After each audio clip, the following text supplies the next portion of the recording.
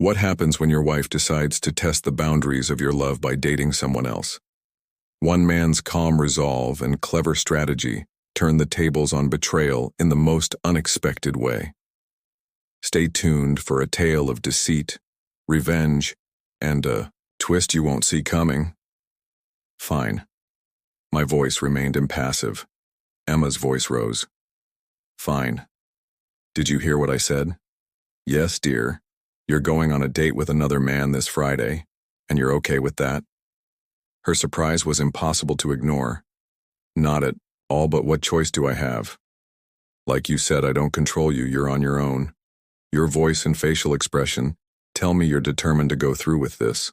So what choice do I have left? I'll be back. Don't let your fragile male ego get in the way. I love you and I'll make it right, you'll see. Then you know it's wrong. I kept my voice calm and steady again. What do you mean I didn't say anything like that? I deserved it. Would your parents and mine agree with you? Emma lowered her eyes and didn't answer a dead giveaway.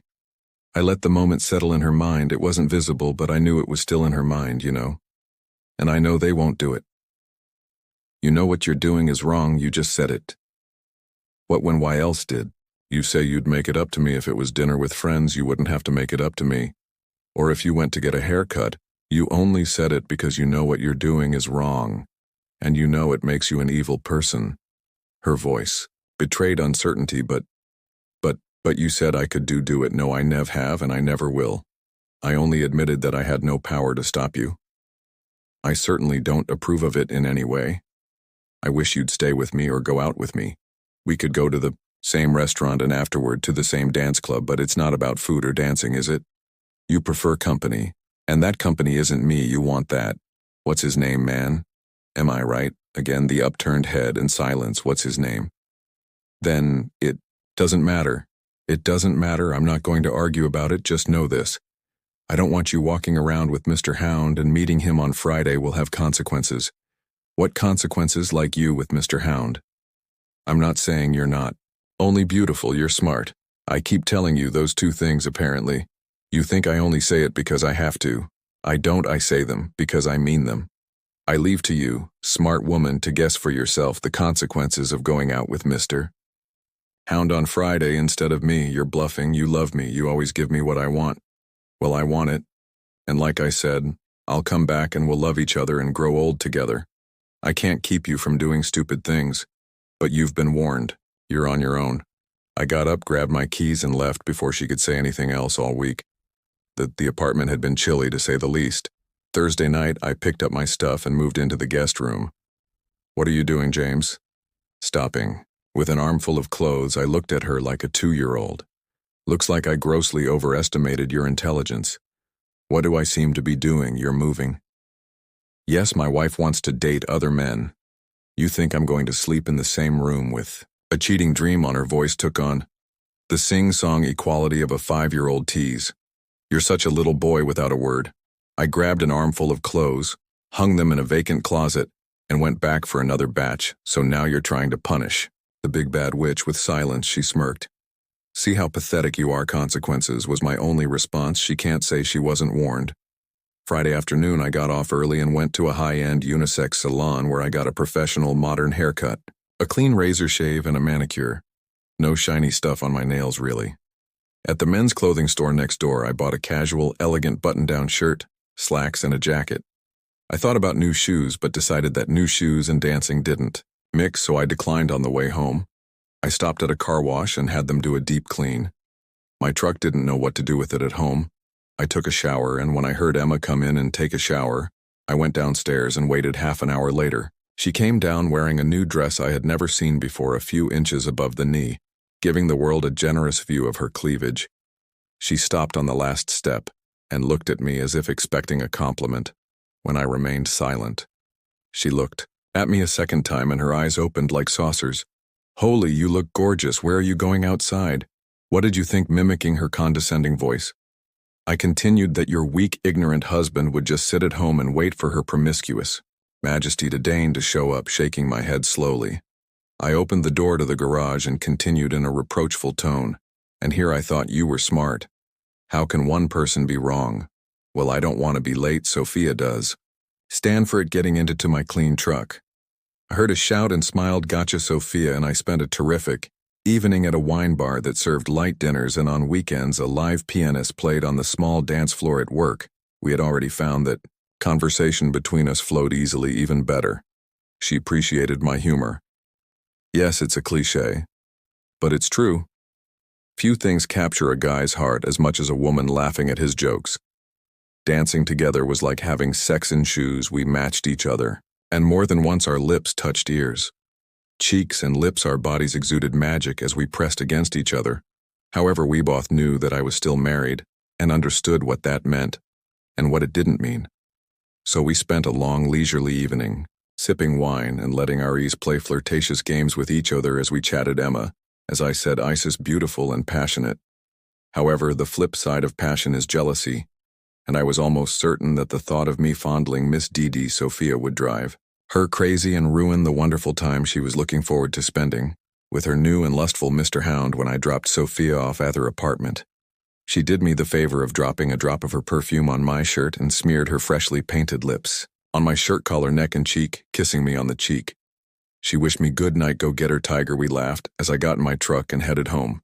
It was barely 10 when I walked into the Big Chill. "Where the hell have you been? None of your business," I replied nonchalantly. "You never told me where you went with your anonymous Mr. P. Hound. I'd ask if you used condoms, but I don't care if you're rotting from the inside out anymore, because I'll never touch your lecherous, cheating body again, so I don't care where you went, what you did, or who you were with. I had a wonderful time, and I'm very grateful to you for it." "What do you mean, thank you? Don't you see, if you hadn't gotten the stupid idea to open our marriage, and never would have had the chance to get to know Sophia better. What a woman, hot, so thank you." "Darling, Emma screamed at the top of her lungs, making me wonder if the neighbor would call the police.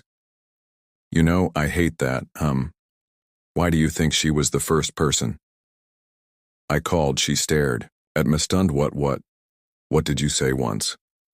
"Again, I seem to have overestimated your intelligence. Pull yourself together for a second. This isn't rocket science.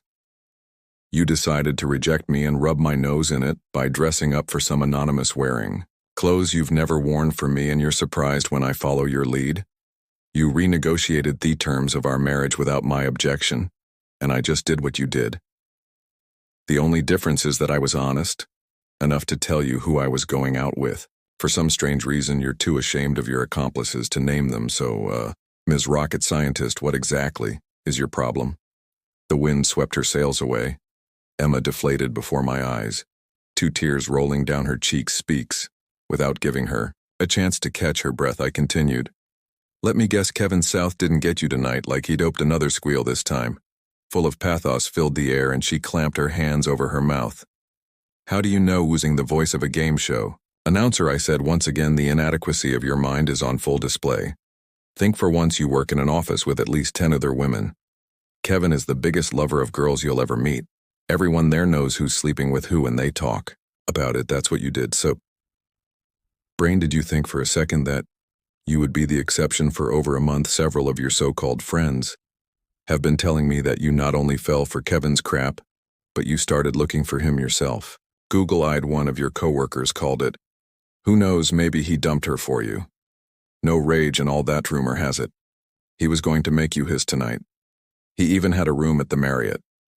Apparently he's using the Marriott for the first night after that. It's the Motel 6 or the woman's house. You didn't know that?" Her big eyes told me she was shocked and appalled at being made to look ignorant, gullible, and such an easy target.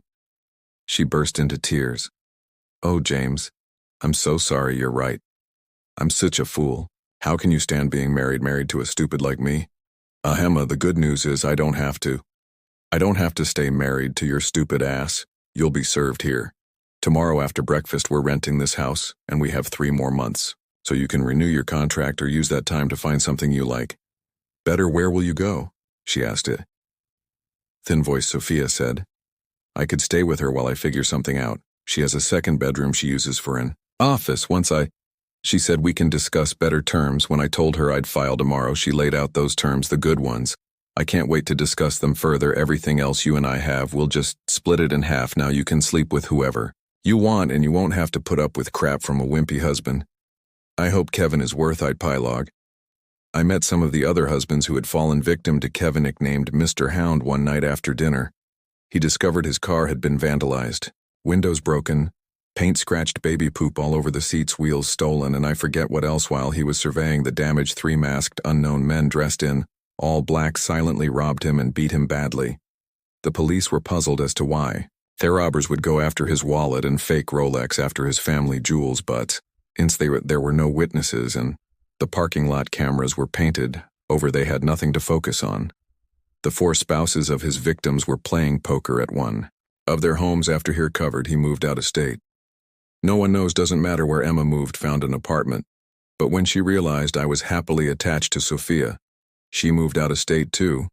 I never saw her again. I stayed with Sophia for a while longer, but we mutually decided that short-term pleasure didn't necessarily lead to long-term compatibility. So I moved out and found a townhouse closer to work. As I got older, wiser, and fitter, I found common ground with a coworker at the gym. I frequented one. Thing led to another, as these moments usually do, and I found happiness with a man who had real brains between his ears and loyalty in his heart. Sometimes, life teaches its hardest lessons in the most unexpected ways. Betrayal is painful, but it can also lead to newfound strength, freedom, and clarity. This story isn't just about heartbreak. It's about reclaiming dignity, making bold choices, and finding true happiness. If you enjoyed this roller coaster of emotions, like, subscribe, and hit the notification bell for more compelling stories that leave you thinking long after they're over. Until next time, stay strong and always value your worth.